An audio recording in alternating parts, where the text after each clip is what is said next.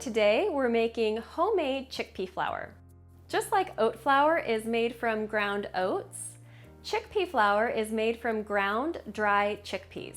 This flour is gluten-free, it's grain-free, and it's nut-free. It also has more protein per cup than whole wheat flour, so it might help keep you feeling a little more full and satisfied when you bake with it.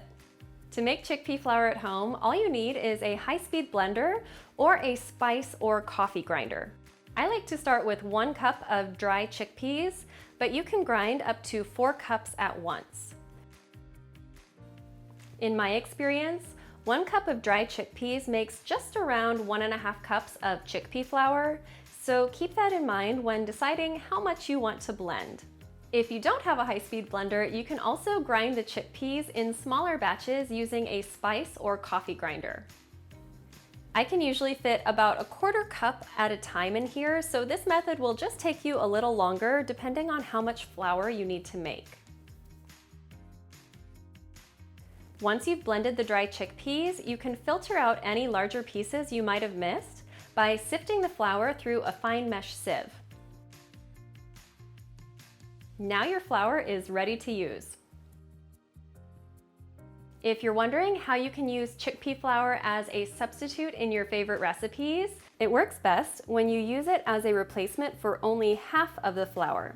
So if you want to make my oat flour banana bread, you could substitute half of the oat flour with chickpea flour, which will boost the protein content of the bread without significantly changing the taste or texture. You can also swap it for half of the flour in a recipe that calls for all-purpose flour or whole wheat flour. I find it easiest to work with recipes that let you know the weight of the flour so that you can use a food scale to measure out exactly what you'll need.